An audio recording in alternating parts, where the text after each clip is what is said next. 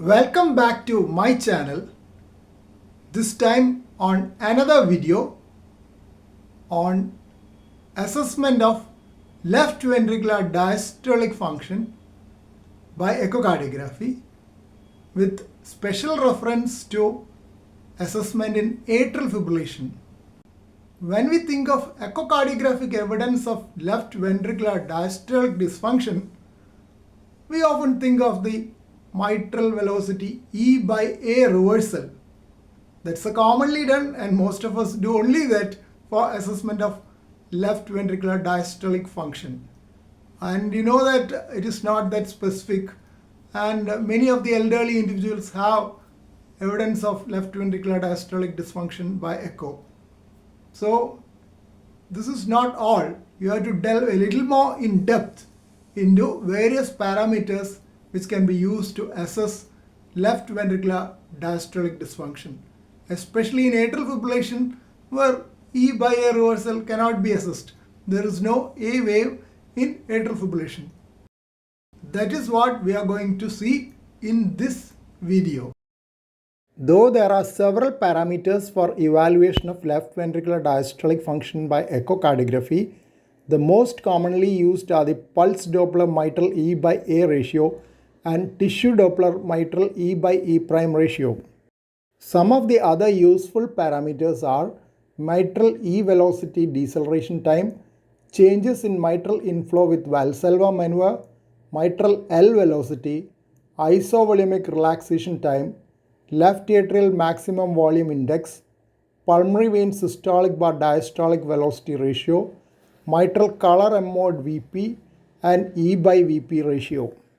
Tricuspid regurgitation jet velocity and pulmonary regurgitation end diastolic velocity indicating pulmonary hypertension are also taken as surrogates of left atrial pressure in the absence of pulmonary disease.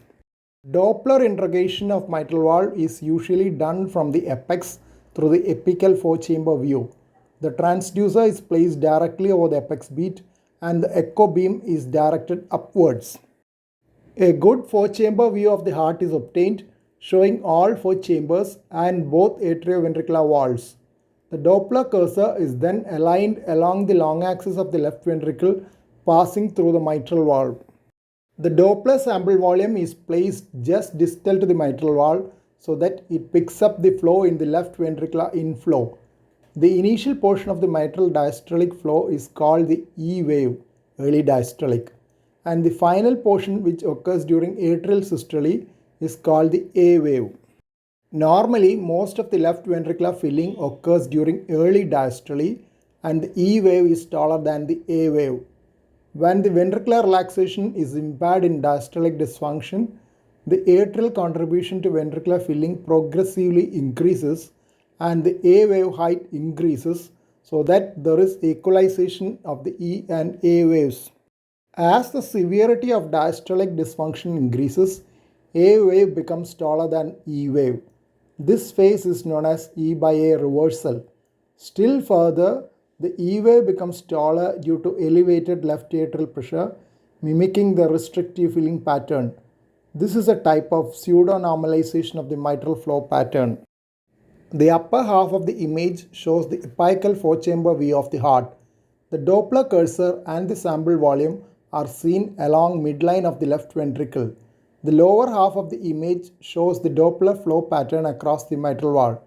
The x-axis is time and y-axis represents the velocity in centimeters per second. A triphasic left ventricular filling pattern with an additional mid-diastolic wave called T wave by some authors and L wave by others can occur in situations of left ventricular diastolic dysfunction, especially in hypertrophic cardiomyopathy. Another video on this channel describes triphasic mitral flow in more detail. The normal ratio between the amplitudes of E and A waves, E by A ratio, is 0.75 to 1.5. The mitral flow Doppler patterns in left ventricular diastolic dysfunction has been divided into 4 stages. Stage 1. In mild diastolic dysfunction, E by A ratio is reversed and less than 0.75. The reversal is due to the increase in A wave due to the more forceful atrial contraction to overcome left ventricular diastolic dysfunction.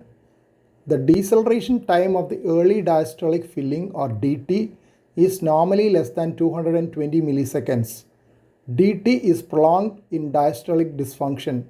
These patients are generally asymptomatic. In stage 2 diastolic dysfunction, the E wave becomes taller due to elevated left atrial pressure. This is called pseudo-normalization of the filling pattern. In this stage, E by A reversal can still be demonstrated during Valsalva maneuver. In stage 2 diastolic dysfunction, the E wave becomes very high so that E by A ratio is more than 1.5 and the DT is below 150 milliseconds. This is also called restrictive filling pattern. In stage 4, this restrictive filling pattern remains fixed even during Valsalva maneuver. Initial stages 1 to 3 are considered reversible with treatment. Stage 4 is considered as advanced. Use of drugs producing bradycardia like beta blockers in stages 3 and 4 may precipitate low output state. Tissue Doppler image with color kinases in the inset. E by E prime of the medial mitral annulus is shown as 19.1, indicating type 2 left ventricular diastolic dysfunction. In diastolic dysfunction, as the relaxation of the ventricle is impaired, the velocity of medial mitral annulus is reduced so that the E by E prime ratio is increased. E wave is measured prior to tissue Doppler imaging and stored so that the software application displays the E by E prime as soon as the E prime is measured. E by E prime below 8 is considered normal, while ratio above 15 is considered a feature of left ventricular diastolic dysfunction. E by E prime has been correlated with left atrial pressure as well, which is in fact the left ventricular filling pressure, which increases in left ventricular diastolic dysfunction. Estimation of pulmonary capillary wedge pressure from E by E prime on tissue Doppler was covered in another video on this channel. The E velocity at the lateral mitral annulus is different from that at the septal mitral annulus. Septal E prime is slightly lower than lateral E prime. E by E prime at lateral mitral annulus more than 10 and E by E prime at septal mitral annulus more than 15 indicates left ventricular diastolic dysfunction. The yellow tracing is pulsed wave tissue Doppler imaging. The next negative wave after E prime occurs during atrial contraction and is designated AA. The positive wave after AA is the SA wave, representing the systolic myocardial wave recorded as the annulus descends towards the apex. E prime velocity is also known as EA, A for annulus, or EM, M for myocardial velocity. It reflects the early myocardial relaxation and occurs during the ascent of the mitral annulus. Measurement of E prime is useful in differentiation of pseudonormalization in the mitral inflow from the normal pattern.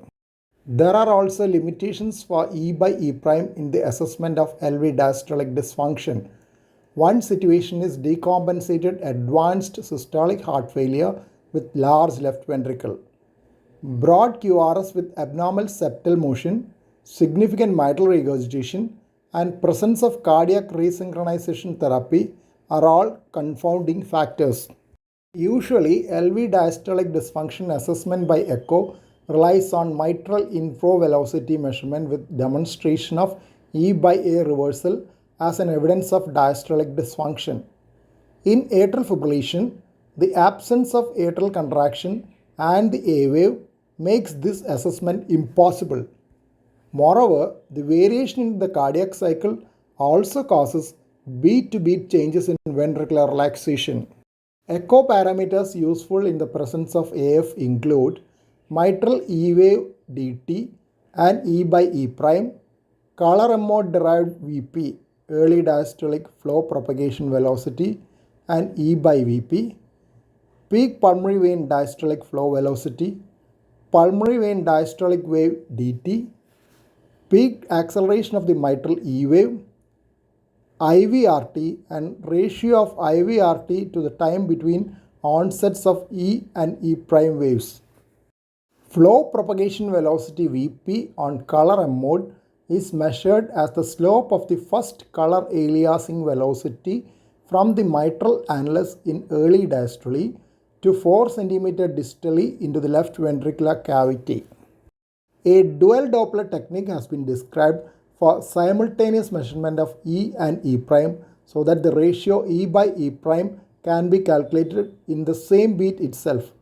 This avoids the beat-to-beat variation in these values, which would compound a non-simultaneous measurement. Short of this novel technique, any measurement in AF would need averaging of values for 5 to 10 cardiac cycles. Mitral E wave dt less than 100 milliseconds correlates with a pulmonary wedge pressure of more than 18 millimeters of mercury. Deceleration time is the duration between the peak of the E wave and the upper deceleration slope extrapolated to the baseline. It is usually measured from the apical 4-chamber view. Pulmonary vein diastolic wave dt is also measured in a similar way from the right upper pulmonary vein in the apical 4-chamber view. Here are the initial set of journal references. Few more journal references are here.